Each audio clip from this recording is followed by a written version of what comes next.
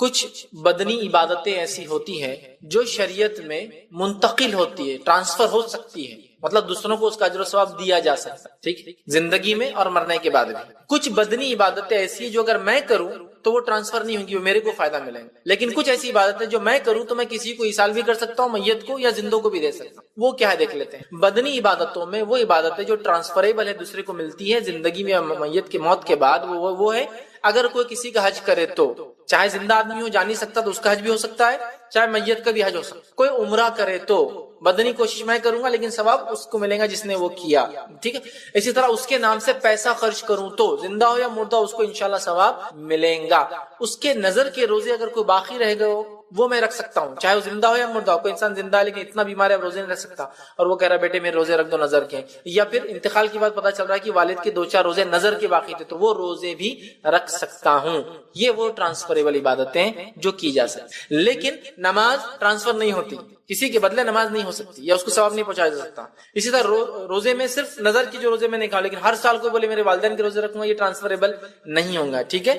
تو اسی میں قرآن بھی داخل ہے۔ قرآن ایک ایسی عبادت ہے جو انسان خود اپنی زندگی میں کرنا ہے، یہ ٹرانسفر یا ایصال کہتے توشے کو، ٹرانسفر نہیں ہوتی۔ اس لیے کہ نبی اکرم صلی اللہ علیہ وسلم کے زمانے میں کئی صحابہ کا انتقال ہوا، آپ نے کبھی نہیں کہا ان کے لیے قرآن خوانی کرو۔ اب کوئی کہے گا نہیں وہ تو بہت نیک تھے، ان کو کیا ضرورت تھی، تو ٹھیک ہے چلیے وہ چھوڑ دیجیے۔ اس کے بعد صحابہ نے کبھی دوسرے صحابی کے لیے نہیں کیا، نہیں وہ بھی بہت نیک تھے، چھوڑ دیجیے۔ اچھا تابعین نے کبھی ایک دوسرے کے لیے نہیں کیا، آپ بولیں گے وہ بھی بڑے نیک تھے، چھوڑ دیں۔ اماموں میں سے کسی 4 امام میں سے کسی نے کہا کہ یہ ہوتا ہے، چلو وہ بھی ٹھیک ہے بہت نیک تھے، چھوڑ دیں۔ تو پھر لیں گے کس کو، سب کو چھوڑتے جا رہے ہیں آپ۔ جب وہ پہلی نسلوں نے کوئی کام نہیں کیا تو ہم کیسے کر سکتے؟ تو لہٰذا قرآن کا ایصال کرنا یہ سنت سے ثابت نہیں، حالانکہ نبی اکرم صلی اللہ علیہ وسلم کے زمانے اور اس کے بعد میں کئی لوگ انتقال کر گئے، لیکن کبھی صحابہ نے کہا کہ چلو تمہارے والد کے لیے پڑھو بیٹے، انتقال ہو گیا ان مطلب تابعین سے یا ان کے بچوں سے، نہیں کہا۔ تو لہٰذا قرآن کا ایصال یہ ثابت نہیں ہے۔ ہمیں ہر اس چیز سے بچنا چاہیے جو ثابت نہیں۔ ثابت جو ہے وہ آپ کیجیے نا، حج کیجیے ان کے بدلے، عمرہ کیجیے ان کے بدلے، صدقہ کیجیے ان کے بدلے، چاہے وہ کھانے کی شکل میں بھی ہو سکتا ہے کہ آپ نے پیسہ خرچ کر کے کھانا لا کے غریبوں کو کھلا، وہ بھی انشاءاللہ ملے گا۔ بچے ہونے کے ناطے آپ دعائیں کیجیے ان کے لیے، انشاءاللہ وہ بھی ملے گا۔ ایک عام مسلمان ہونے کے ناطے کسی مسلمان کے لیے استغفار کرنا قبول ہوتا ہے کہ اللہ اس کو معاف کرے، اس پر رحم کرے، یہ بھی قبول اللہ کرتا ہے، وہ کیجیے آپ۔ تو یہ کرنے کی چیز ہے، اور جو نہیں کرنے کی ہے وہ ہم کرتے ہیں، اور جو کرنے کی وہ تو نہیں کرتے، ہے نا۔ کرنے کی چیزیں نہیں کرتے، اور نہیں کرنے کا 30ویں دن کر رہے، 10ویں دن کر رہے، 20ویں دن کر رہے، 40ویں دن کر رہے، سال کر رہے۔ ارے بھائی کرنے کی جو وہ کیجیے نا، جو نہیں کرنے کی وہ کیوں کر رہے ہیں آپ؟ تو لہٰذا کیا ایصال ہو سکتا ہے وہ پورا وضاحت ہے حدیث کے اندر۔ ہمیں چاہیے کہ ہم انہی چیزوں کو بہرحال ایصال کریں، تو قرآن اس میں شامل نہیں۔ اگر فرض کی شکل لے چکی، وہ فرض کی شکل لے چکی، جو کمپلسری نہیں ہے اس کو کمپلسری کر لیا، جو کمپلسری ہے اس کو ہم سب سے ایزی لیتے ہیں۔ ہوٹل میں روز شام میں زیارت ہونا ضروری ہے دوستوں سے ملاقات کے لیے، کمپلسری۔ جس دن نہیں ہوا اس دن کھانا ہضم نہیں ہوگا، اور جو پورا دن خراب ہو گیا آج کا، تو دوستوں سے ملاقات نہیں۔ لیکن اگر اپنے والد کے گھر سے دور رہتے ہیں تو وہاں ملنے نہیں جائیں گے روز، حالانکہ ٹائم تو ملتا ہے نا، جب ہوٹل میں بیٹھ سکتے تو وہاں جا سکتے ہیں۔ تو وہ ہوٹل کی زیارت اور وہاں بیٹھنا کمپلسری واجب ہو گیا، اور جو والد سے ملاقات کرنا والدین سے سکھاؤں گا، ماں اور باپ سے، حالانکہ وہ مستحق ہے، وہ بوڑھے ہیں، ان کے پاس جانا چاہیے، آپ ان سے الگ رہتے کسی وجہ سے، وجہ کچھ بھی ہو سکتی ہے، الگ رہتے ہیں، وہاں ہم نہیں جاتے ہیں۔ تو جو واجب ملاقاتیں ہیں وہ غیر واجب ہوگی، اور جو غیر واجب ہے وہ واجب سے بھی فوقیت لے کے فرض سے بھی زیادہ ہوگا۔ سمجھ رہے آپ؟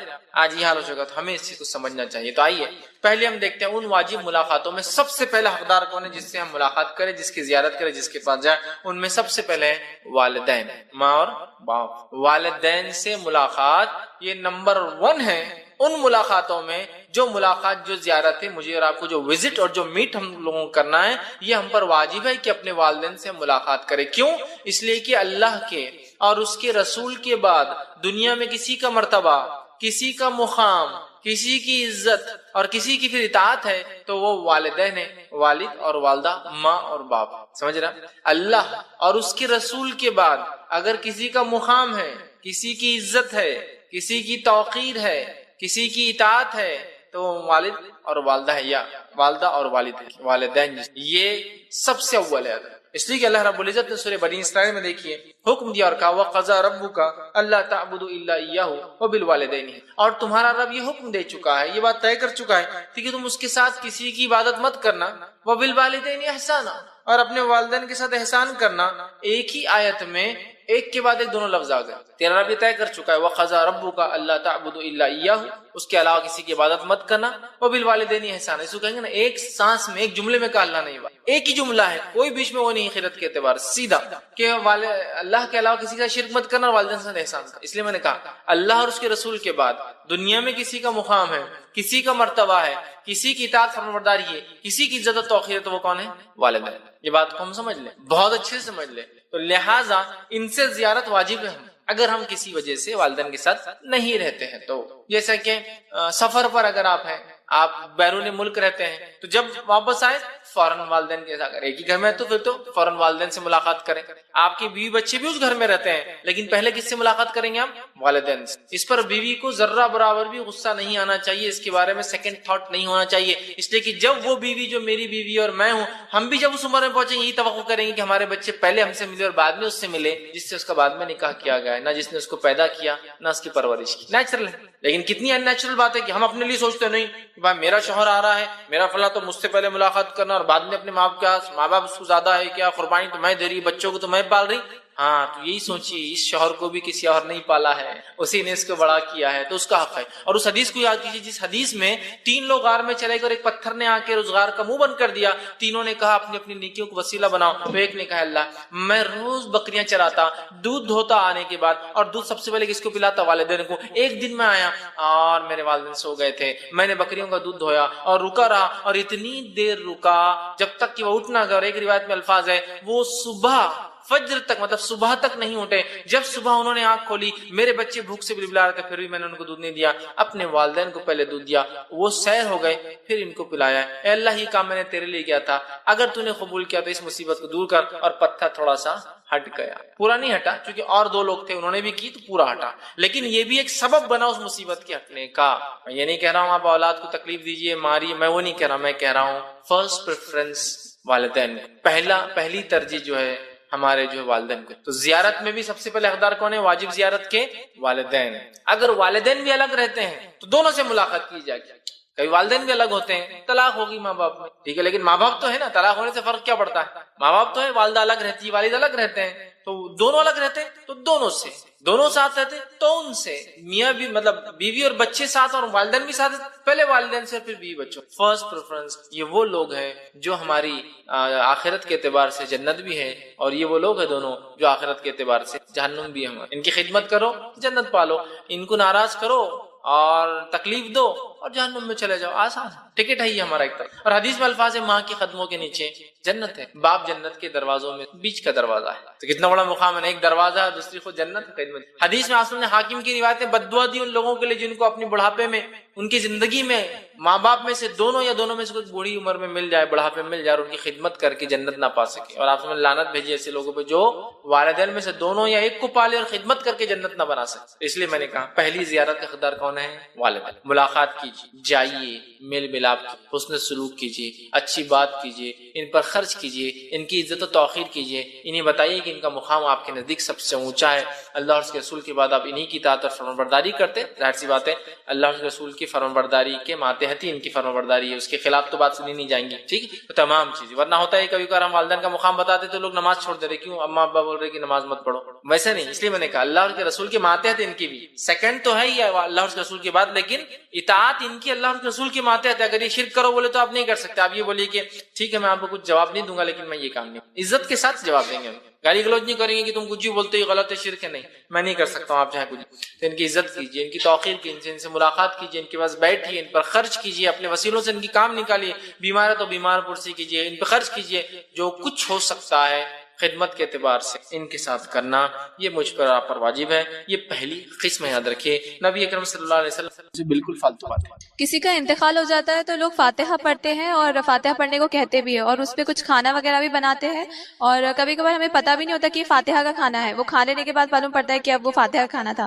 تو کیا اس چیز پہ گناہ ملیں گا اور ایسے لوگوں کو کیسے سمجھایا جائے اور کیا یہ کھانا جائز ہے؟ سوال ہے کہ کچھ لوگ جو ہے مرنے کے بعد جو ہے فاتحہ پڑھتے ہیں، اگر فاتحہ پڑھنے سے مراد سورۃ الفاتحہ ہے کہ لوگ پڑھتے ہیں کہ سورۃ الفاتحہ یوں پڑھنا چاہیے یا ٹھیک ہے قرآن کی سورت یوں ہی پڑھ رہے ہیں، کوئی مخصوص چیز نہیں کہ سنت ہے یا میت کو فائدہ نہیں پڑھ رہے ہیں، تو سمجھ میں آتا ہے تو فاتحہ قرآن کی ابتدائی چیپٹر ہے تو پڑھنا چاہیے، اس میں کوئی مسئلہ نہیں خیرت کے طور پر، لیکن فاتحہ سے مراد ایک مخصوص عمل ہے، کچھ مخصوص کلمات پڑھے جاتے ہیں، اس میں مخصوص دعائیں، مخصوص وظائف، مخصوص کیا ہے آپ کے درود، مخصوص سلام اور مخصوص آیتیں جمع کی جاتی ہے، یہ سنت سے ثابت نہیں ایسا کر۔ اب سوال یہ تھا کہ اگر ایسا کسی نے کیا ہو اور اس پر کھانا بھی بنتا ہے، ایسی بات ہے، دیکھیں ہمارے کسی بھی پروگرام اور کسی بھی بدعت کا خاتمہ اگر بریانی اور میٹھے پہ نہ ہو تو کوئی اس میں شامل ہونے والا ہے بھی نہیں، ہر کھانے کے اینڈ میں میٹھا یا بریانی ہونا ہی ہے، اور اس کے لالچ میں ہی جیسے مکھیاں آ جاتی ہے گڑ کے پاس لوگ جمع ہوتے ہیں ایسے پروگرام سے، چلو کھانا بھی ہو جا رہا، میٹھا بھی ہو جا رہا، باتیں بھی ہو جائیں گی فلاں، عورتوں کے تو کئی مسائل نکل جاتے ہیں، رشتے طے ہو جا رہے، فلاں ہو جا رہے، لوگوں کے اسٹیٹس معلوم ہو جا رہے، چغلیاں غیبت بھی ہو جا رہی، یہ ہو جا رہی،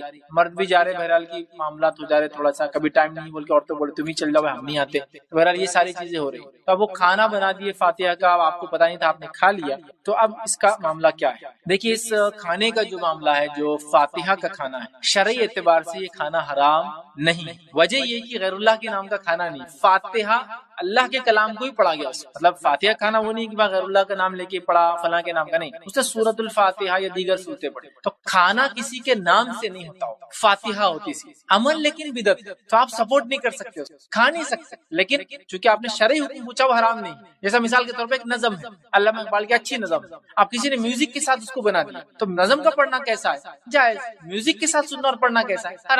تو فاتحہ جو ہے وہ کھانا کسی کی نسبت سے نہیں ہوتا، ان کے نام کا ان کے نام، وہ اللہ کے لیے ہوا، لیکن وہ عمل بدعت، تو لہٰذا فاتحہ کا کھانا شرعی اعتبار سے حرام نہیں، عمل چونکہ بدعت ہے اس لیے ہم نہیں کھائیں گے، لیکن اگر آپ نے غلطی سے کھا لیا تو کوئی مسئلہ نہیں، کیونکہ شرعاً حرام نہیں۔ اسی طرح کسی نے بھیج دیا اور آپ کو پتا نہیں تھا تو بھی مسئلہ نہیں ہو، ٹھیک ہے، شرعاً ایسے تو نامعلوم اور کسی نے کر لیا تو وہ تو ویسے بھی شریعتاً بچ جاتا، لیکن یہاں آپ کو شرعاً کوئی مسئلہ نہیں تھا، سمجھ رہے آپ؟ یا پھر بہو کو ساس مجبور کرتی ہے گھر میں، مطلب وہ بہو نہیں مانتی لیکن ساس کری، کھا لے رہی بیچاری بہو، تو بھی مسئلہ نہیں، کیوں؟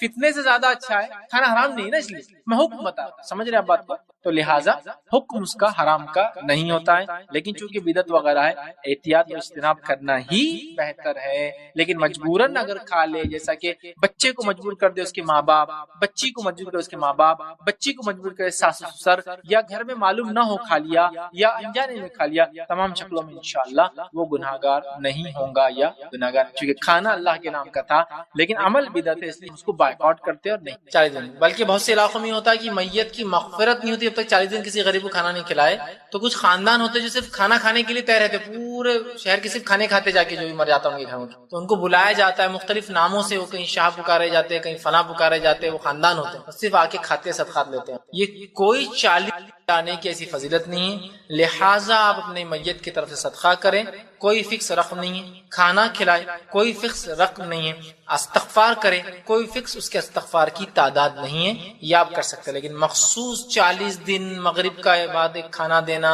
اسی ایک عورت یا ایک آدمی کو دینا، یہ تمام چیزیں خرافات میں سے، اس سے بچائیے ورنہ بدعتیں ایسی شروع ہوتی ہے، سنتوں پہ تو اتنی پابندی نہیں ہو رہی ہے جتنی بدعتوں پہ ہم کرتے ہیں، لہٰذا آپ کھانا کھلائیے، بہت اچھی بات ہے، کتنے بھی دن کھلائیے، جیسے بھی ایک ساتھ 40 کو کھلا دیجیے کوئی مسئلہ نہیں، 80 کو کھلائیے، 70 کو کھلائیے، 60 کو کھلائیے، 51 کھلائیے، 55 کو، خاص مت کیجیے دنوں کو، خاص مت کیجیے تعداد کو، خاص مت کیجیے، کھانے کو عام رہنے دیجیے تو کوئی حرج نہیں، ایسا آپ خاص کریں گے 40 دن تک کھلانا یہ سنت سے ثابت نہیں، لہٰذا یہ غلط ہوگا، اس کے علاوہ چیزیں نہ کریں، ٹھیک۔ اب مرنے کے بعد جو سب سے پہلا کام میت کے بارے میں ہم سوچیں گے اور کریں گے کہ اس کا قرض چکائے، اس کا قرض چکائے یا اس کے قرض چکانے کی لوگ ذمہ داری لے لیں، بہت اہم چیز یاد رکھیے۔ ہمارے پاس ہوتا کیا ہے، ایک نامینل اعلان ہوتا ہے، کسی کا انتقال ہو گیا، جنازے کو پورا لے کر مسجد میں چلے جاتے ہیں، مسجد میں جانے کے بعد اس کا بیٹا یا بھائی کوئی کھڑا ہوتا ہے اور کہتا ہے ہمارے ابا پر ہمارے بھائی پہ کوئی پیسہ ہوگا تو بول دے، ٹھیک ہے، اور ایک وہ نامینل اعلان ہوتا ہے جس کے پیچھے کوئی ریالٹی نہیں ہوتی، کوئی حقیقت نہیں، کوئی اگر آ بھی جائے تو بولیں گے شرم کرو ابھی انتقال اور پیسے مانگنے میں، چل جاؤ، مطلب وہ ایک اعلان ہوتا ہے، اس کے پیچھے کوئی ریالٹی نہیں ہوتی، تو مانگنے والا بھی نہیں آتا، اس کو معلوم یہ چپ ایک کیا ہے، سمجھ رہے نا، ایک سمبولک ہے بس اعلان کر دینا، تو ایک سسٹم بن گیا، بس کوئی بھی مر گیا لوگ کھڑے ہوتے، سب ہو گیا مسجد میں، آپ کو مسجد میں آ کے آپ کو 1000 لوگوں میں آ کے بولیں گا میرا ادھار تھا، تو بولے گا کہ آپ بتائیے. عقل تو میری یہ کہہ رہی ہے کہ وہاں اعلان ہونا چاہیے اس گھر میں کہ بھائی جلدی جلدی دیکھو ان کی ڈائریاں چیک کرو, بکس چیک کرو, چلو والدہ آپ کو پتا ہے کہ والد پہ کچھ ادھار تھا کیا, چلو بہن تم کو پتا ہے کہ ابا نے کچھ لیا تھا, چلو نکالو جلدی جلدی ریکارڈز کس کے, تاکہ ہم چکائیں گے. سمجھ رہے, یہ ہے اس کا طریقہ. نبی اکرم صلی اللہ علیہ وسلم کے تعلق سے آتا ہے کہ آپ صلی اللہ علیہ وسلم کی صحیح بخاری کی روایت, ایک شخص کا جو ہے انتقال ہوا. آپ صلی اللہ علیہ وسلم کو کہا گیا کہ اللہ کے رسول کا انتقال ہوا. آپ نے کیا سوال کیا معلوم آپ؟ حدیث میں الفاظ آپ نے کہا کیا اس پر کوئی قرض ہے؟ تو کہا اس پر قرض ہے. تو کہا پھر میں اس کی جنازے کی نماز نہیں پڑھوں گا, تم جو پڑھنا چاہو تو پڑھو, میں تو نہیں پڑھوں گا. بتانے کے لیے کہ قرض بڑی اہم چیز ہے, میت کو بھی اس سے چھوٹ نہیں ہے. ہمارے پاس بہت سے لوگ کسی سے ادھار لے کے رکھے 2 لاکھ روپے, اور وہ پریشان 2 لاکھ کے لیے. گھر پہنچا ایک بار, بھائی کہاں ہے میرے 2 لاکھ؟ ارے وہ حج کو گئے. ارے بھائی حج ان پر فرض نہیں تھا, اس کے 2 لاکھ روپے دینا فرض تھے ان پر. اب اگر وہ بیچارہ بولتا ہے کہ یار حج پہ قرض نہیں دیے, تو وہ تو اس کی پٹائی ہونے والی, پورا محلہ مل کے ماریں گا اس کو. ہاں حاجی کو تم ایسا بول رہے, لیکن وہ آپ دیکھ رہے نہیں اس پہ قرض ہے, اس کو پہلے دینا ضروری تھا, وہ حج کرنا ضروری نہیں تھا اس پر. ہو رہا ہے نہیں ہو رہا جی تمام چیز. قرض کو معمولی مت سمجھیے. قرض جو نقصان کرتا ہے وہ یہ ہے کہ نبی اکرم صلی اللہ علیہ وسلم پسند نہیں کیا. پھر آپ کو آ کر کسی نے بتایا اللہ کے رسول, ایک آدمی نے اسپانسرشپ لے لیا, اس کا دینے کی ذمہ داری لے لیا, میں چکاؤں گا. تو کہا اب میں پڑھوں گا, نہیں تو میں نہیں پڑھوں گا, تم کو پڑھنا ہے پڑھ لو تم جا کر, میں نہیں پڑھوں گا. اعلان اور بتانا تھا کہ بہت برا عمل ہے کوئی اگر انتقال کر جائے اور قرض نہ چکایا جائے. فرسٹ کام کرنا ہے سب سے پہلے وارثوں کو, جلدی سے قرض نکالو, اس کے کتنے ہیں. اب کوئی انسان یہ سوچے گا ارے جب قرض مطلب زندگی میں ادھار تھا بول کے پریشان تھا بول کے دیا, لیکن نہیں, موت کے بعد تو بیٹے کو اسپانسرشپ لینا پڑے, کسی نہ کسی کو بولنا پڑے گا نہیں بھی ہے, یا وراثت اس کی پہلے بیچ کر دینا, کچھ نہ کچھ تو کرنا پڑے گا. ٹھیک ہے ان کا یہ گھر ہے, یہ بیچ کے ہم آپ کا قرض دے دیں گے. زندگی میں تو نہیں دے پائے اس لیے کہ وہ خود گھر میں رہ رہے تھے, اب تو انتقال ہو گیا, ہم دے دیں گے. پہلے اس کو طے کیا جائے. آپ وسلم فرماتے ہیں صحیح بخاری کی روایت, حدیث کے الفاظ سنیے. آپ نے فرمایا مومن کی روح جو ہے قرض کی ادائیگی تک, ٹھیک ہے, آپ فرماتے قرض کی ادائیگی تک قرض کے ساتھ معلق ہوتی ہے, اللہ کے سامنے پریزنٹ نہیں کی جاتی ہے. مومن کی روح جب نکل جاتی ہے تو چونکہ قرض, دیکھیے مومن کا لفظ ہے مطلب ایمان والا ہے, وہ قرض جب تک ادا نہ ہو تو قرض جیسا معلق ہے نا, بھی معلق ہونا تھا بیچ میں لٹکا ہوا. قرض جب تک نہیں دیا جائے گا تب تک اس کی روح بھی اللہ کے سامنے حاضر نہیں ہوگی, معلق لٹک جائیں گے. سمجھ رہے آپ بات, کتنی سخت بات ہے نا. اور ہمارے پاس کسی کا ادھار لے کر دبا دینا تو ایک عام بات سمجھی جاتی ہے. لوگ لاکھوں کروڑوں روپے پتہ نہیں کیا کیا لوگوں کے اربوں خربوں لے کر جو زندگی دنیا سے چلے جا رہے ہیں, اور مرتے وارث بولتے دیکھو ہم سے نہیں پوچھنا, ابا کا تھا ابا سے بات کرنا. وراثت میں حصہ لینے کو تم برابر آ رہے ہو, اور خرچ کے اندر بول رہے ابا کا تھا ابا سے بات کرو. یہ کون سا طریقہ ہے؟ آپ وراثت بیچ کر وہ دیں گے, آپ کہیں گے کہ ٹھیک ہے ابا نے لیا تھا, ہم جانتے ہیں ہم ان کے ساتھ نہیں تھے اس قرض میں, لیکن ابا نے لیا تھا, وراثت میں سے ہم آپ کو دیں گے. یا پھر بچے زندگی میں اعلان کر دے کہ ہمارے باپ سے ہمارا کوئی تعلق نہیں ہے, وہ قرض لیتا ہے ادھار لیتا ہے, آپ لوگ دیکھو. ہوتا ہے کچھ لوگ برے ہوتے ہیں, بچوں کو علم ہو بتا دے تاکہ بعد میں وہ ذمہ دار نہیں بنیں گے اس قرض کے, وہ اپنی زندگی میں ظلم کر رہا ہے وہ شخص. ٹھیک ہے, تو یہاں بہت سی بار ہوتا ہی ہے کہ میں نے ایک انتقال میں ایک صاحب کو دیکھا, ان کا انتقال ہوا جنہوں نے کچھ لاکھ روپے قرض لیا تھا, اور ان کے بیٹوں نے سیدھے ہاتھ اٹھا دیا اور کہا کہ ابا نے لیا تھا ابا سے جا کے لے لو. بہت بری بات, حالانکہ وہ اسی گھر میں بچے رہ رہے تھے جس گھر کے لیے اس باپ نے قرض لیا تھا. اس کو امید تھی اس کی زندگی رہیں گی, وہ دیں گا, سب کچھ تھا, لیکن اب ظاہر سی بات ہے وارثوں کے ہاتھ میں آ گئی نا جائیداد پوری. اب قرض مانگنے والا تو کس سے مانگے گا؟ وارث بول رہا نہیں ابا نے دیے گا, ابا سے, ہم تھوڑی تھے اس میں, جبکہ وہ کہہ رہا ہے یہ گھر کے لیے لیے تھے اور آپ لوگ گواہ نہیں تھے, لیکن آپ کو پتا یہ گھر کے لیے لیا گیا, ہم کو پتا, لیکن ہم نہیں دیں گے. خیر انشاءاللہ اس معاملے میں تو ہوں گے, چونکہ وہ بیچارہ تو مجبور تھا, اس کی تو نیت دینے کی تھی, لیکن وارثوں نے ایسی حرکت کی بعد میں, یہ تو گناہ گار ہوں. لیکن وارثوں کو بہت دیتے تھے. آپ نے ایسا کہ نماز نہیں پڑھی جنازے کی جو مخروض تھا. ایک اس نے فرمایا کہ معلق ہوتی ہے, اور ایک روایت میں تو آپ نے اتنی سخت بات کہی, قرض کو معمولی مت سمجھیے, بندوں کے حق کو معمولی مت. آپ فرماتے اور کہتے ہیں کہ جب ایک شخص مر جاتا ہے اور شہید ہو جاتا ہے تو خون کا قطرہ زمین پر گرنے سے پہلے اس کی مغفرت ہو جاتی ہے, سوائے اس شخص کے جس پہ قرض ہو. مطلب اگر آدمی شہید بھی ہو جائے اور مقروض ہو تو اس کی مغفرت نہیں. خون کا قطرہ زمین پر گرنے سے پہلے شہید کی مغفرت ہو جاتی ہے, سوائے اس شخص کے جس پر قرض ہو. قرض لے کے حج کو چلے جا رہے ہیں, لوگوں کے قرض ڈبا کر محلے چھوڑ کر بھاگ جا رہے ہیں, لوگوں پہ قرض لے کر جو ہے زندگی گزار کے چلے جا رہا ہے اور اپنے آپ کو بڑا تیسمار خان سمجھ رہا ہے, لیکن مرتے ہی اس کو حقیقتیں سامنے آ جائیں گی. جب اس کے نام عامہ ریپرزینٹ ہی نہیں ہوں گے اللہ کے سامنے, معلق قرض کے ساتھ لڑکا دیے جائیں گے, کتنا خطرناک حال ہوگا. سب سے پہلا کام کیا کرنا ہے مرتے ہی, یہ ایمان ہی کرنا ہے. خالی خالی لپ سروس جس کو بولتے ہیں نا, کچھ تو بھی ہاں کسی کا قرض ہوتا آ کے لے لو اور بس چلے, رکے بھی نہیں آپ کے پاس قرض کیا, یہ جیب میں ہے کہ پیسے نکال کے دینے کو نہیں, وہیں اعلان کیا کیا کیا نکالو. اور ہمارا اب کام ہے کہ ہم کال کر کے اس شخص کو قرض دیں گے, اب بہت سے لوگ کیا ہوتا ہے یار مر گئے نا معاف کر دو، نہیں، وہ چاہے تو معاف کرے، نہ چاہے تو کوئی مسئلہ۔ جیسے کہ ایک شخص کا انتقال ہوا، نبی اکرم صلی اللہ علیہ وسلم فرمایا میں اس کی جنازے کی نماز نہیں پڑھوں گا، اس پہ قرض ہے۔ اس کے بعد بتایا کہ اللہ کے رسول سے قرض نہیں کوئی دے سکتا، تو آپ نے کہا ٹھیک ہے پھر میں ادا کر دیتا ہوں، اور آپ نے ہی ادا کیا اور آپ نے جنازے کی نماز پڑھی۔ اس سے پتا چلا کوئی بھی قرض ادا کر سکتا ہے، تو آپ سے تو اسے کوئی بھی نہیں تھی، رشتہ دار نہیں تھا آپ سے کا، وہ آپ نے پھر بھی اس کا قرض ادا کیا۔ تو ہو سکتا ہے کوئی مالدار انسان ہو کہ میں ادا کر، چلیے لے کے چلتے۔ بہت امپورٹنٹ ہے، یاد رکھیے قرض بندوں کے حق کتنے اہم ہے کہ میت کی مغفرت بھی نہیں ہے اگر قرض نہیں، شہید کی مغفرت نہیں، اس کے گناہ معاف نہیں اگر قرض نہیں ادا کرتا ہے، تو اب اس سے بڑا کیا ہو سکتا ہے؟ شہید سے بڑا درجہ نہیں ہے کوئی، یاد رکھیں، کیونکہ اس نے جان لگا دی اپنے اللہ کا۔ لیکن بندوں کا حق رکا ہوا ہے قرض، تو تمہارے بھی لیے معافی نہیں بھائی، تم بھی اٹک جاؤ گے۔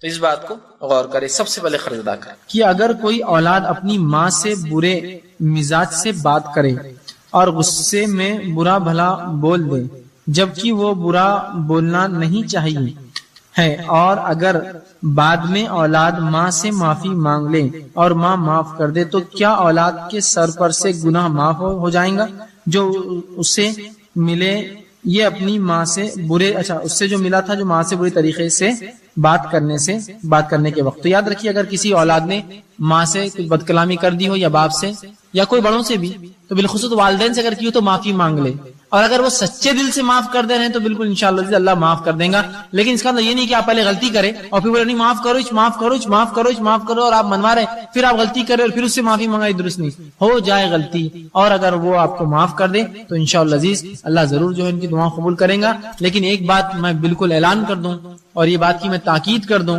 کہ اولاد غلطی سے بھی، بالخصوص ماں کی اور باپ کی بد دعا نہ لے، غلطی سے بھی شریعت نے ان کو ایسا اونچا مقام دیا ہے، ایسے پریویلیجز دی ہے، ایسے ان کو جو ہے اہمیت دی ہے کہ بجا اور بیجا ان کی دونوں باتیں اللہ سن لیتا ہے۔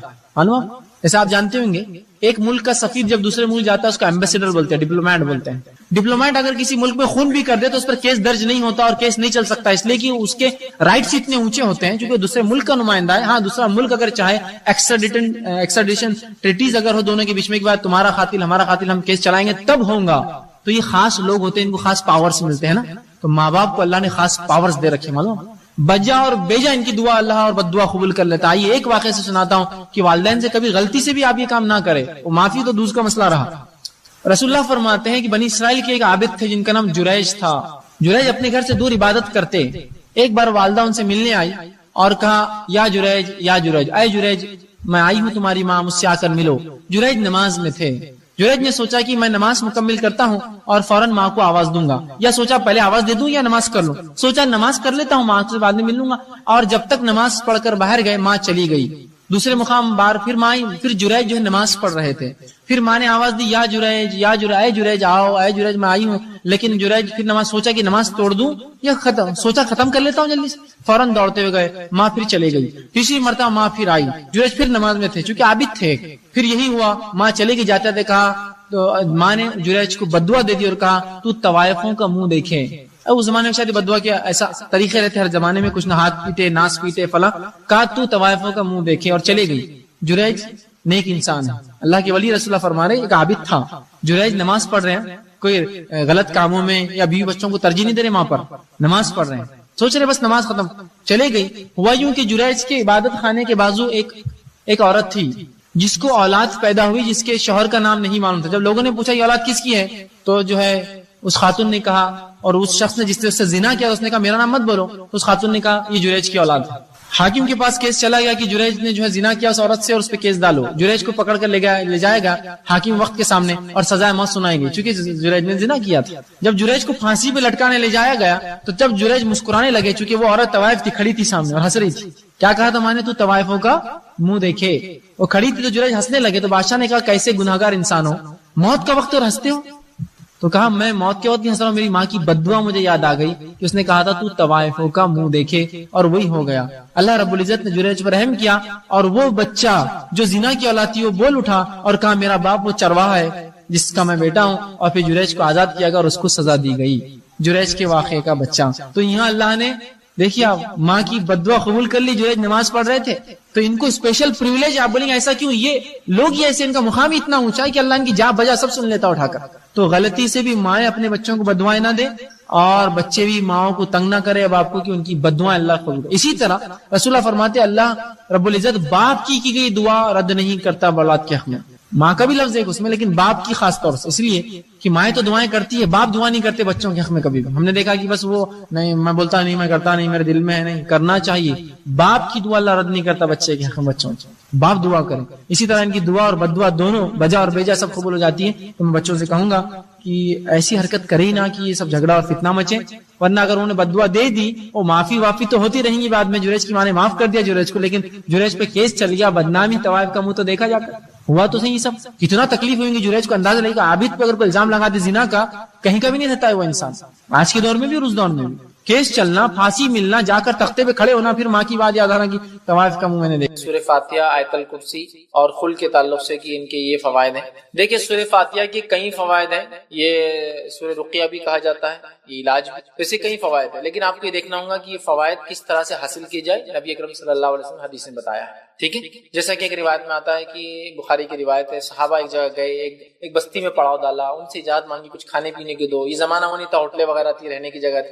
بستی والوں نے کہتے چلو نکلو یہاں سے، باہر کر دیا. تھوڑی دیر بعد ہوا ایک لونڈی بھاگتی ہوئی آئی، کہا ہمارے سردار کو بچھو نے کاٹ لیا ہے، کیا کوئی ہے تم میں جو علاج کرے؟ ایک صحابی نے کہا میں علاج کروں گا. دوسروں نے کہا نہیں تم علاج کرنے نہیں جاؤں گے اس کا، اس لیے کہ انہوں نے ہم کو رہنے نہیں دیا. انہوں نے کہا پھر میں چلا جاتا ہوں. وہ گئے، جانے کے بعد انہوں نے سورہ فاتحہ پڑھی، دم کی. لیکن روایت میں آتا سورہ فاتحہ پڑھی، دم کیا، پھر آپ نے کٹس لگائے جب بچھو نے کاٹا تھا. اور اس زمانے میں منہ سے کھینچنے کا طریقہ تھا، کھینچ کر خون کو نکالا. لیکن یہ سب نہیں کر سکتے، یہ ٹیکنیکس ہوتی ہے، یاد رکھیے، یہ ہر عام آدمی نہیں کر سکتا. پھر وہ کیا، پھر سورہ فاتحہ پڑھ کے دم کیا، پھر خون کھینچا، پھر تھوکا، پھر سورہ فاتحہ. ایسا کئی بار انہوں نے کیا اور اس سے اس کو شفا حاصل. پھر جب مدینے آئے، نبی اکرم صلی اللہ علیہ وسلم سے سوال ہو کہ اللہ کے رسول انہوں نے ایسا کیا، اور ہم تو سمجھتے تھے ان کو اتنا علم نہیں، لیکن یہ گئے سردار کا علاج کا اسے فائدہ ہوا. نبی اکرم صلی اللہ علیہ وسلم نے پوچھا کیا کیا تم نے؟ تو کہا اللہ کے رسول میں نے سورہ فاتحہ پڑھی. تو آپ نے فرمایا تمہیں کیسے پتا سورہ فاتحہ رقیہ ہے، علاج ہے، دم کرنے کی دعا ہے؟ تو پتا چلا یہ علاج ہے، نہ صرف جس کو ہم کہیں گے نفسیاتی بلکہ فزیکل بھی ہے، فزیکل بھی بہرحال. ٹھیک ہے، تو لہٰذا اس کا یہ عمل ثابت. تو جو ثابت ہے بالکل جن کسی پر حاوی ہے پڑھ کے دم. ٹھیک ہے، اسی طرح جو ہے جیسا بیماری کے اندر پڑا یہ بھی آپ کر سکتے ہیں. انہوں نے دم کیا اور پھر سک کر کے بلڈ نہیں. اسی طرح سورہ فلق سورہ ناس تو بالکل ثابت ہے، میں نے آپ درس میں بھی کئی باتیں رکھی.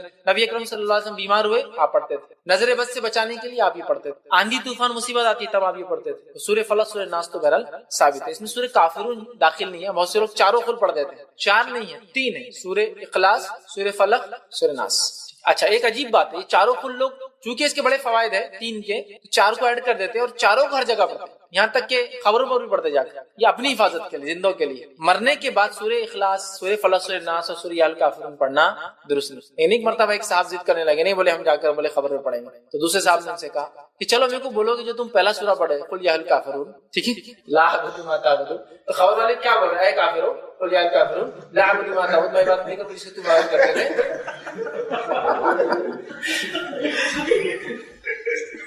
آپ پڑھ رہے بھی تو کیا پڑھ رہے یہ تو دیکھو. بولے سورہ کافرون کو رات میں پڑھنا سونے سے پہلے ثابت ہے، اس لیے کہ برات کفر کے لیے اللہ کے رسول سورہ کافرون کو رات میں سونے سے پہلے پڑھتے تھے تاکہ کفر سے برات، نفرت کا اظہار ہو. تم جا کر تین خل ہے بولے، چوتھا بھی جب پڑھ رہے تو پہلا چوتھا ہی پڑھتے نا قل یا، کیونکہ باقی تین تو آخری ہے ترتیب کے اعتبار سے.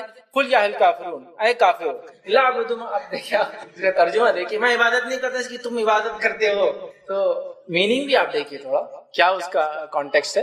تین خل کے فضائل اپنی جگہ ہے، 3 بار صبح 3 بار شام، اور بھی بہت سارے میں پورے نہیں رکھ پایا، کبھی موقع ملا تو موزتین سورہ اخلاص کے فوائد میں ہم دیکھیں گے. بہت زیادہ ہے، بہت زیادہ. لیکن پھر کہوں گا جو ثابت ہے چیک کر لے پہلے، کوئی بھی عمل کرنے سے. نبی اکرم صلی اللہ علیہ وسلم نے فرمایا سورۃ البقرہ کی آخری 2 آیتیں جادو کا توڑ ہے. سورۃ البقرہ کی آخری 2 آیتیں جب نازل ہوئی جادوگروں کا توڑ آ گیا. شیطان سمجھ گیا میرا یہ ہیلا نہیں چلنا. آیت الکرسی کے بڑے فوائد ہیں. نبی اکرم صلی اللہ علیہ وسلم نے فرمایا آیت الکرسی ایک نماز کے بعد پڑھ لے تو دوسری نماز تک کافی ہے، مطلب حفاظت کے لیے کافی ہے. تو آیت الکرسی کی بھی بڑے فوائد. لیکن پھر کہوں گا کب کیسا وہ سنت سے آپ دیکھ لیں، ورنہ اگر میں بولوں آیت الکرسی کو 51 بار جمعہ کے دن بعد نماز جمعہ پڑھے تو یہ فائدہ ہوگا، پرابلم ہے. حالانکہ پڑھ رہے کیا آپ آیت الکرسی. لیکن پرابلم ہے. کیوں پرابلم ہے؟ آیت الکرسی کو ایسا پڑھنا جس پر اتری آیت الکرسی نبی اکرم صلی اللہ علیہ وسلم پر انہوں نے نہیں بتایا. مسئلہ یہ قرآن کیسے بیکار آدمی یار قرآن پڑھنے کا تم بول رہے غلط ہے. ہاں قرآن پڑھنا بھی غلط ہو سکتا ہے اس لیے کہ جس پہ اترا اگر آپ اس کے جیسا نہیں پڑھو اور اپنی منمانی کرے تو یہ بھی غلط ہو سکتا ہے. جیسا کہ آیت الکرسی کو لوگ بولتے ہیں 51 بار 101 بار 1000 بار 100 بار 151 بار 11 راتوں تک 21 راتوں تک 40 راتوں تک 40 بار یہاں بیٹھ کر سوکھے کنویں میں بیٹھ کر قبرستان میں بیٹھ کر غیر آباد مسجد میں بیٹھ کر پڑھنے سے یہ فائدے ہوتے. میں یہ بول رہا ہوں ہے تو قرآن لیکن اس کو ویسے ہی پڑھنے جیسا بتایا گیا. دیکھیں اللہ کا ذکر تو ہے نا, ثابت ہے نا, اللہ اکبر اللہ کا ذکر ہے, سبحان اللہ اللہ کا ذکر ہے, الحمدللہ اللہ کا ذکر ہے نا, سبحان ربی الاعلیٰ سبحان ربی العظیم اللہ کا ذکر ہے. تو کیوں نہ ہم ظہر کی نماز کو 4 کے بدلے 5 رکعت پڑھیں گے تو اللہ اکبر بڑھ جائیں گے, سبحان ربی العظیم سبحان ربی الاعلیٰ بڑھ جائیں گے, ہے نا, التحیات بڑھ جائیں گا, کتنا فائدہ ہوگا نا. تو آپ بولیں گے یہ ذکر درست نہیں ہوگا اس لیے کہ نبی اکرم صلی اللہ علیہ وسلم ایسا ذکر 4 رکعت میں کیا ظہر کی 5ویں نہیں ملا. تم کون ہوتے ہو, ہے نا. تو میں بھی یہ بول رہا ہوں قرآن ہے, بالکل قرآن کو لیکن کیسا استعمال کیا جائے, کیسے فائدہ اٹھایا جائے وہی بتائیں گا جس پر نازل ہو. نبی اکرم صلی اللہ علیہ وسلم ایسا کوئی طریقہ نہیں بتایا کہ 51 11 20 40 50 نہیں بتایا, تو ہمیں ایسا نہیں کرنا. جو بتایا وہ کیجیے نا آپ. 3 بار صبح شام ہے نا, 3 بار کے بعد تسبیحات نے بتایا نا 33 بار اور 33 بار پڑھے نماز کے بعد سبحان اللہ الحمدللہ اللہ اکبر, اور آخر میں پڑھے لا الہ الا اللہ وحدہ لا شریک لہ لہ الملک وله الحمد وهو على كل شيء قدیر. یہی تسبیح کو اگر سوتے وقت پڑھتے ہو تو 33 بار سبحان اللہ 33 بار الحمدللہ اور 34 بار اللہ اکبر پڑھے, ہوگی گنتی 100 سوتے وقت ایسا, اور نماز کے بعد یہ ایڈ کریں گے آپ 100 نمبر پر. یہ ساری چیزیں بتائی گی, کوانٹٹی جہاں بتائی گئی, جہاں نہیں ہے ہم نے نہیں کرنا. اس طرح فرمایا لا الہ الا اللہ وحدہ لا شریک لہ لہ الملک وله الحمد وهو على كل شيء قدیر 100 مرتبہ صبح اگر کو پڑھے مطلب بعد نماز فجر, تو اس پر جادو اثر نہیں کرتا. اس دن کوانٹٹی بتائی گئی نا, جہاں کوانٹٹی اسپیسیفک تھی بتائی گئی, جہاں اسپیسیفک نہیں جیسا درود صبح اور شام 10 بار پڑھنے کے فوائد بتائے گئے, 10 بار ہی, آپ 11 12 15 15 51 بار نہیں کر سکتے آپ. جہاں اسپیسیفک کر دی, جنرل تھی جنرل کر, ٹھیک ہے. تو لہٰذا آپ جتنے بار پڑھنا ہے پڑھیے, لیکن یہ مخصوص دن مخصوص ایام مخصوص وقت مخصوص تعداد مخصوص جگہ مت بنائیے, ورنہ پھر پرابلم ہی ہوگا. جس پر اترا ہے قرآن انہوں نے جب یہ چیز نہیں کی تو ہمارا کرنا درست نہیں ہوگا, ٹھیک ہے. تو بہرحال میں یہی کہہ رہا ہوں کہ جو سورہ فاتحہ آیت الکرسی اور سورہ فلق سورہ اخلاص سورہ فلق سورہ ناس کے جو آپ نے کہا, ہاں ثابت شدہ چیزیں, بس دیکھیں کہ کون سی روایت پیش کر رہے ہیں, چونکہ ضروری ہے کہ مستند ہو, ورنہ لوگ بہت ساری غیر غلط باتیں اس کے تعلق سے پیش کرتے ہیں. تو یہ بڑی اہم دعا ہے, یاد رکھیے. اسی طرح سورہ بقرہ سورہ نمبر 2 آیت نمبر 255 آیت الکرسی جس کو ہم کہتے ہیں, آیت الکرسی کی بھی بڑی فضیلت ہے, یاد رکھیے. بہت بہت بہت بہت بہت بہت بہت زیادہ فضیلت, اسی کوئی انتہا نہیں. میں سمجھتا ہوں پورے فضائل میں رکھ بھی نہیں پاؤں گا, مختصری رکھوں گا. سب بسم اللہ کی مختصر رکھا, اس کی مختصری رکھوں گا. آیت الکرسی قرآن مجید کی تمام آیتوں میں اعلیٰ اور افضل ہے.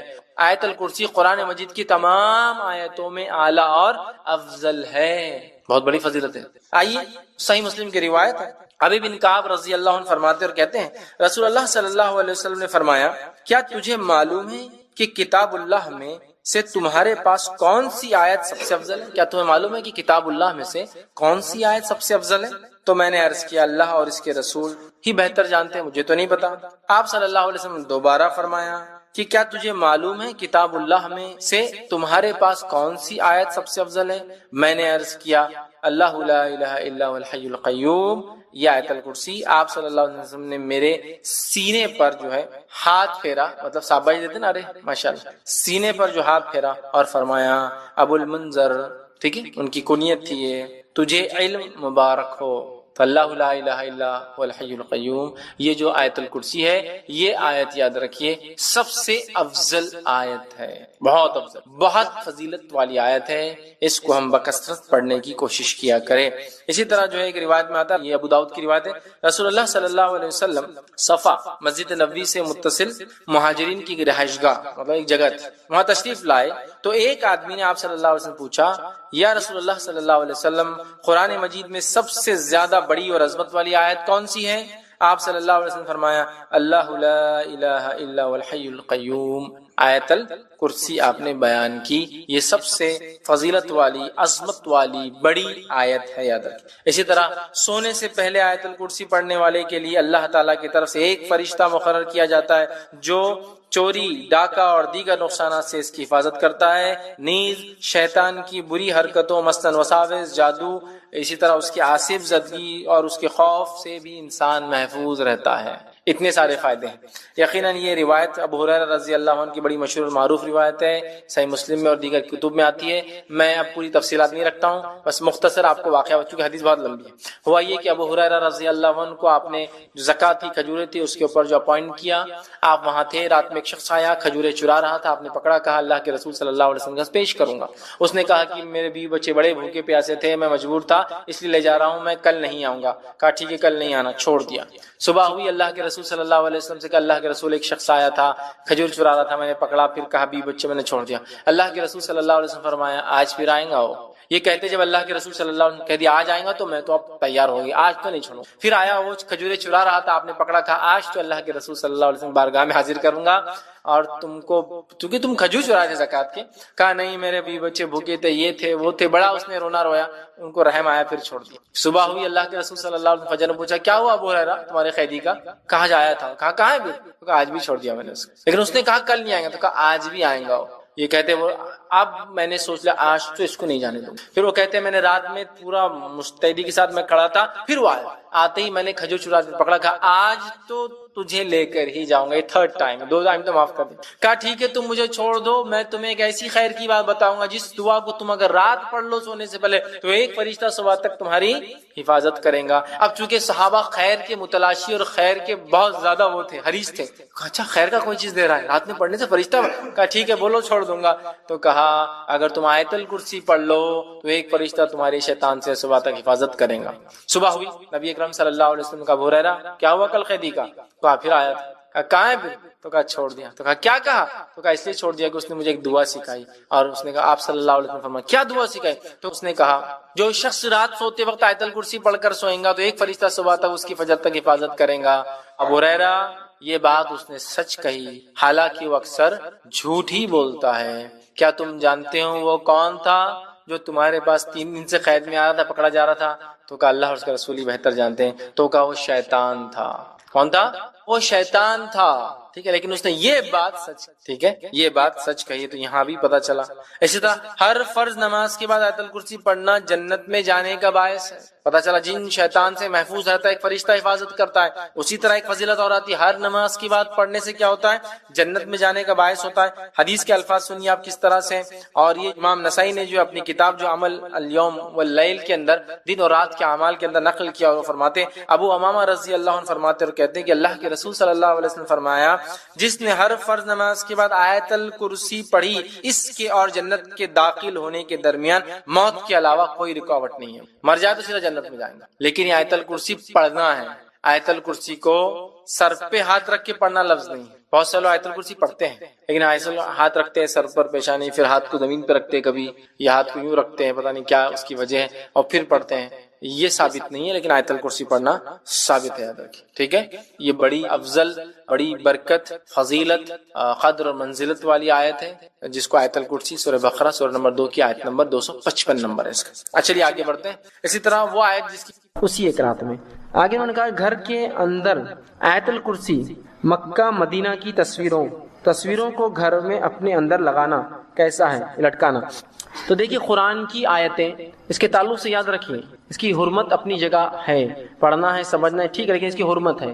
لوگ ڈائلر ٹونز کے طور پہ لگاتے ہیں، جب تک کوئی انتظار کرتا ہے آپ کا وہ بجتے رہتا ہے قرآن آیت، یہ جائز نہیں ہے۔ قرآن کسی کے ٹائم پاس کے لیے نہیں آیا کہ آپ خالی وقت میں اس کو سناتے رہے، اور جب کچھ آیت کا پتہ نہیں کون سا ٹکڑا اور حصہ چل رہا اور وہ اس کو ریسیو کر لیتے ہیں، اب وہ آیت کٹ ہو جاتی ہے۔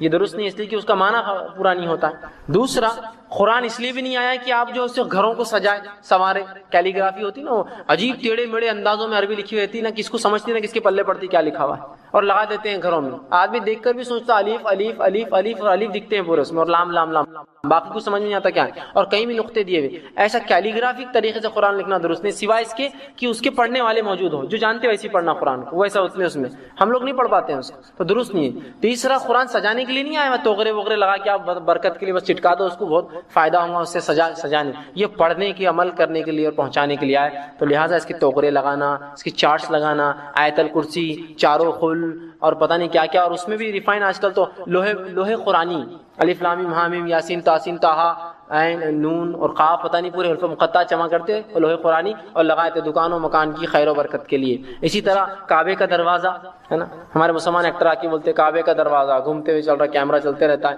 اتنی فضیلتیں بتاتے ہیں, لائٹا وائٹا اس میں گھومتے رہتے, مسلمان فٹافٹ آرڈر کر کے منگا رہے, گھر میں قبلے رخ لگاتے اور اس کے سامنے کھڑے کے نمازیں پڑھتے ہیں. یہ شرک ہے, یہ شرک ہے. اللہ رب العزت کے لیے مومن نماز پڑھتا ہے نا کعبے کی طرف, کعبہ تو قبلہ ہے, اس کی طرف دیکھتا ہے, اس کی تھوڑی عبادت کرتا ہے مومن, تو اس کے دروازے کو لگائے تقدس سے بیٹھتے ہیں, اس سے دعائیں مانگتے ہیں. یہ شرک ہے, یہ بت پرستی قسم کی آ رہی ہے مسلمانوں میں, اور اس میں لائٹیں بھی ہوتی ہے آج کل, تو گھومتے رہتی لائٹیں, پورا کا پورا معبود بنا دیا آپ نے اس کو ایک قسم کا. ٹھیک ہے, تو یہ توغرے وہ لگانا درست نہیں, سوائے اس کی کہ آیتیں آپ اسے لگائے کہ کوئی پڑھ لے چلتے پھرتے, بچوں کو یاد ہو جائے.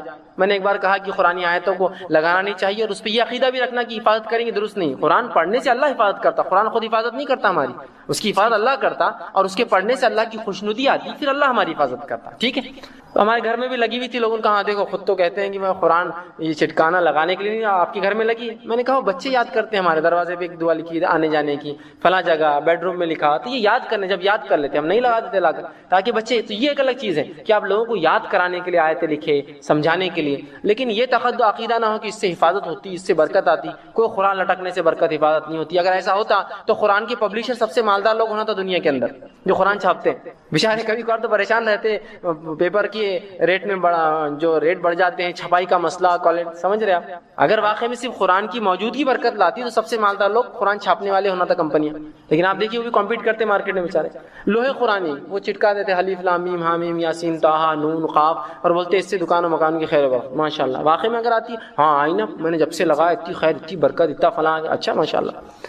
وہ یہ لوہے قرآنی بیچنے والے سے کبھی پوچھیے کہ تیرے گھر میں کتنے رہتے, تو ہم کو ایک بچ کے آتا نا 5 روپے میں, تیرے گھر میں کتنے, وہ بولیں گے 1000 2000 500 لاتا ہوں. کیسا گھر چلتا ہے, بہت مشکل سے چلتا ہے بھائی, کبھی بکتے کبھی نہیں بکتے. جس کے گھر میں 500 1000 ہے اس کا گھر نہیں چلتا برابر. میرے گھر میں خیر برکت پوری آ رہی, لیکن وہ ایک لے کے 5 روپے کا لگانے سے. سوال یہ اس کے گھر میں سب سے زیادہ خیر و برکت ہونا تھا, اس کا تو 1000 کی تھپی رکھی ہوئی, پوری خیر پوری برکت, پورے محلے کی برکت اسی گھر میں ہونا تھا. لیکن وہ بولتا ہے بہت مشکل سے بکتے ہیں, لوگ اتنا جھک جھک کر کے لیتے, قرآن کی بھی چیز ہے تو 10 روپے تو 5 روپے کرتے, وہ بہت مشکل ہوتی, 10 15 روپے 20 روپے 100 روپے کما لیتا دن میں. اگر کوئی یہ عقیدہ قرآن لگائے کہ واقعتاً یہ لگانے سے یہ ہوتا ہے, اس نے بھی شرک کیا. اللہ پر توکل ہونا چاہیے کہ اس کتاب کے پڑھنے سے اللہ ذریعہ دیتا ہے, یہ ذریعہ بن سکتا ہے, لیکن یہ نہیں ہے جس کے ذریعے سے ہم کو آتا ہے. لوہے قرآنی سے دکان و مکان خیر, بلکہ لوگ سمجھتے ہیں لگ گیا تو چور نہیں آتا, شیطان نہیں آتے. سبحان اللہ, اگر ایسا ہوتا تو کسی مومن کے پاس شیطان کبھی نہیں آتا تھا, کہ تو سب مومنوں کو کچھ نہ کچھ قرآن یاد ہے. ہاں یہ طٰہٰ یاسین حامیم سب کو یاد ہے نا, پھر کیوں شیطان بھگاتا کہ ہم بھگ جانا تھا ہم سے بھی دور.